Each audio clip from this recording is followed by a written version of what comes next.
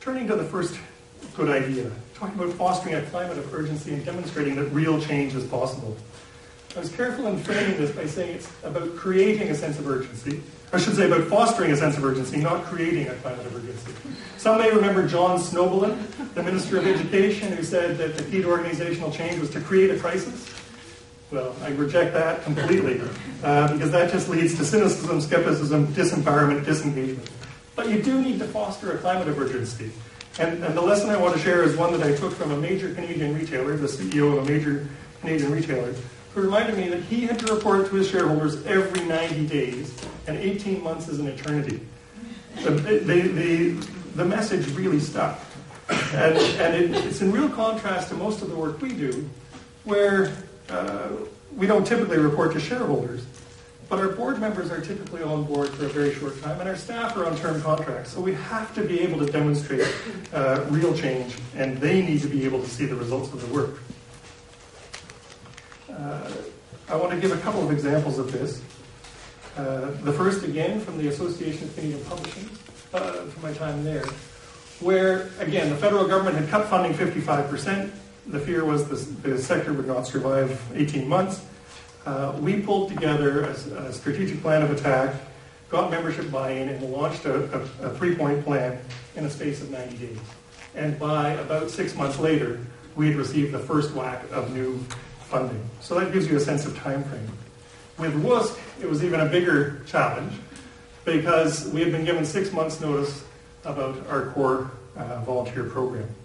In those 6 months, what we did was we identified a strategic partner, we redesigned our core volunteer program completely, and negotiated with CETA for support for a 5-year transformation agenda, which we're in year 4 of right now. So I've talked to other groups and say, well, yes, we're going to do an 18-month consultation, and then we're going to get buy-in from this group and buy-in from that group. My strong message is you have to move quickly. So if the first message is about creating a sense of urgency, I think the second important theme within that is celebrating wins to show that change is possible. WUSC had been so battered and so bruised through the years that the staff had lost any sense that they could actually have a different kind of future. Their greatest fear when I arrived was that I would come in and lay off 30% of the staff, because that's what turnaround people do. In fact, we're now 50% larger in terms of our staff complement, and we have really empowered people to do things they never thought they could do. But to enable them to feel they could have the confidence in doing that, we had to celebrate each win along the way. And so I'll ask you in your small groups, how do you celebrate successes in your organization? There are so many compelling issues of the day. How do you celebrate those successes? Second idea I wanted to touch on was the issue of transparency.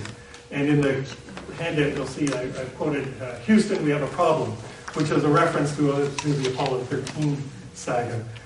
You know, throughout any change process, you have to put the emphasis on communicating with staff and the board and the stakeholders in a very candid way.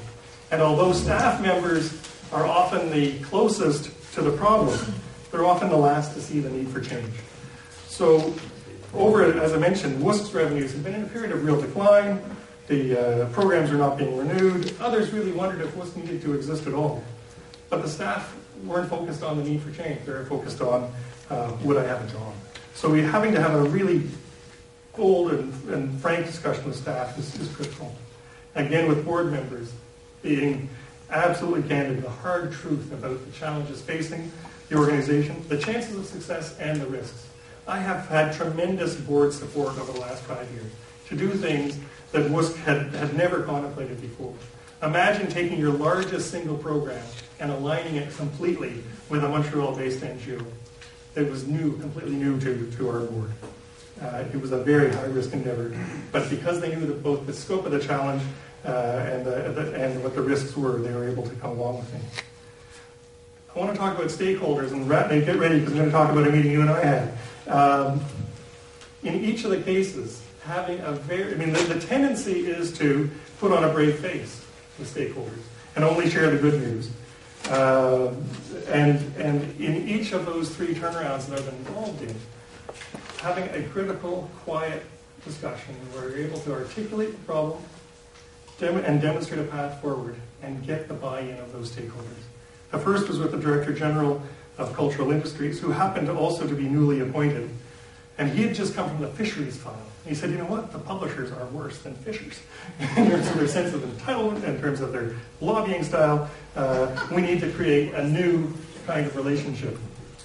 The second discussion was with, when I was just newly arrived at WUSC, was with the vice president of CETA, who, I mean, we were able to candidly say that WUSC had been fighting a war of attrition for many, many years, and just simply cutting its cloth and trying to fit and trying not to annoy and trying not to do anything too dramatic. And in fact, what was needed was something much bolder. And she bought into that vision. And the third discussion was with Ratna and Allen. And one of the big casualties when CETA was cutting our program, and they in fact did institute the cuts to our student refugee program. This is a program that had been operating for 25 years, that had brought up to 50 students a year to Canada as refugees to study in Canada. And the immediate reaction of our group was, if we've lost the funding, we have to shut the program down. And we had a good discussion with Ratna and Allen about, is there another strategy forward? And I'll tell you about that in a little more in a moment. But my point here is to be absolutely transparent with the stakeholders about what the risks are and what the challenges are you're facing. So if you've had a sense of urgency and a sense of transparency, the next suggestion I would have is to pursue it with a spirit of tenacity. And the quote referenced is Winston Churchill, when you're going through hell, keep going. Because one of the ironies of working in social change organizations is that we're often the most resistant to change ourselves. We ask so much of our clients or our beneficiaries, we ask so much of our donors, but in fact we get very comfortable where we are.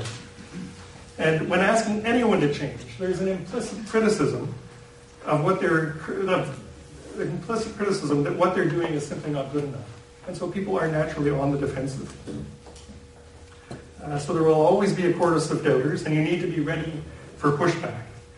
And the best advice I received along the way is to constantly honor the work and the decisions of the past.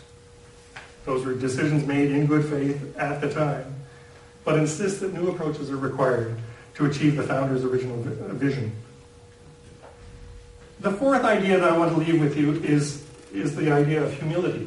And again, I really rejected Ratna saying, come out and show, the turnaround artist, pirouette on a stage and make it look so marvelous how great you are. Because so many people are involved in this kind of transformational change. All of us in this room are part of a very long tradition.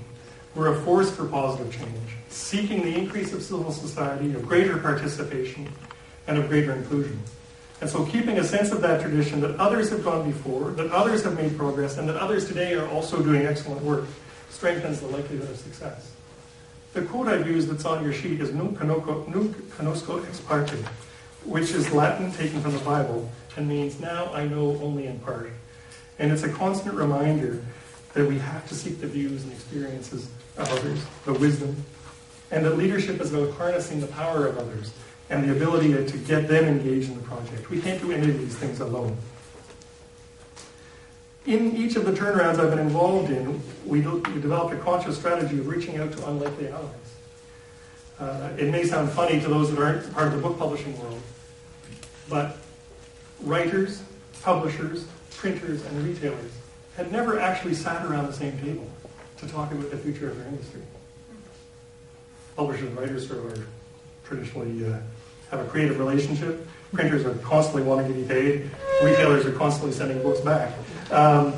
So there's some tensions in that group. But in creating a strategy of renewal, we actually compelled an annual meeting of those groups, and it did make a difference. And amongst the volunteer sending organizations in Canada, there are 9, the executive directors meet every 6 weeks. And we share notes, and we compete like hell. So it's a chance to reach out to others and get those experiences. I want to say that the success that I've had in introducing change has not come from some kind of top-down position of absolute certainty. Because remember, in each of these roles, I was a novice, I was unproven, I was new to the sector. So rather, the approach has been through engaging people, inviting their participation, honoring their contribution, and showing results. There's so much emphasis today on strong leadership, perhaps best evidenced by our current Prime Minister. But the durable change really requires drawing the talents of the whole community. And leading to my fifth big idea for today. And again, it seems simple, but it can be lost. That whenever you're introducing change, the goal is to promote hope and not fear. If you look at the United States presidential election just now, what is the essential debate? The essential debate is about one vision that's based on fear and a diminished world, and the other which is a message of hope and renewal. And that's been a very strategic choice by the candidates. But too often when significant change is introduced to people and organizations, the fear is used as the underlying motivation. If we do not change, we will be out of business, or there is no alternative. That just doesn't work, particularly in the kind of work that we're doing in this room. People that work in the field of social change are not driven by the prospect of increased market share or shareholder value. They're driven by a desire for greater impact in the world. And so instilling a sense of hope, constantly reminding staff, board, and stakeholders that the change is about increasing impact and creating space for sustainable results will enable people to adopt or embrace the change, or at least suspend disbelief while you move forward. I want to leave two practical examples. The first is when those first cuts came to the book publishing sector, the immediate instinct was to say, well, that's it. 30 years of public funding is wasted. Public books won't be published, and publishers will go out of business. We just shifted that a little bit to say that in 30 years of public investment, we have created a national literature. We have introduced Canadians to each other and Canada to the world. This is something that's worth believing in and working for. And in fact, that central message resonated with the government of the day, and they started to restore some funding. It's just a simple shift in the positioning or the framing of the issue. The same thing happened with the student refugee program. In 2003, we sponsored 38 refugees, which is a good number. But CETA had cut its funding, and we had some members on our board were prepared to say we have to close the program down. This is the only program of its kind in the world, and it actually gives hope to hundreds of people a year for the chance to come to Canada. We were able to turn the story that CETA has cut the funding and we are going out of business in this program to Canada has an exceptional model of refugee settlement. This is a unique program in the world. We're the 13th largest sponsor of refugees as WUSC in the world.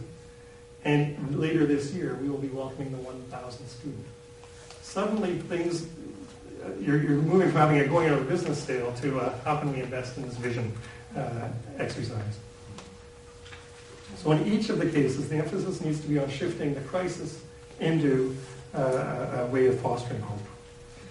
Every generation in public life has the opportunity to address one or two major issues. In the 1940s and 50s, we were really struggling around post-war reconstruction and building a rules-based international order. In the 60s and 70s, there were major strides made in advancing the social agenda, the role of women, poverty reduction, in Canada, the introduction of Medicare. And through the years, generations of leaders have gone to Ottawa to build the country, create a constitution, foster Canadian unity. What's the clarion call of our era, publicly? Accountability. And don't get me wrong, I'm all for accountability and results for taxpayer dollars. But in response to isolated examples of wrongdoing, our public service has become crippled by the accountability agenda. Recently, I've got 3 kids, as I mentioned. I was desperate to get out on a Sunday morning. I wanted to know what time the Museum of Civilization opened. How soon would I get the kids out to the museum? It was easier to find the president's expense account than it was to find the hours of the museum. In my first year at WUSC, we encountered 6 audits of different projects we run. The total value of the audits was about $20 million, and the number of discrepancies or issues for discussion was about $25,000.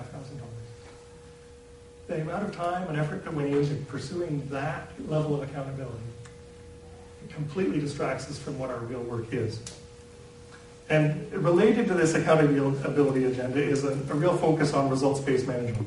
Again, I think you've got the sense I'm driven by the need to show results. But let's remember that the great advances in human society have never occurred when you set out to achieve precisely what you set out to achieve. We have to create a climate that allows innovation. If all we're doing is setting out to achieve precisely what we set out to achieve, we're setting our sights way too low. In a world where 2 billion people live on less than $2 a day, where our natural environment is under sustained attack, where 250 million girls and boys have no access to education, we have to raise our sights. We have to take bold risks, and we have to be prepared to innovate. There is no single roadmap, but there are resources to guide us, and we're all part of a long tradition of social change. So again, let me say thank you for coming today, and if you remember anything from this meeting, from this session, urgency, transparency, tenacity, humility, and hope. Thanks very much.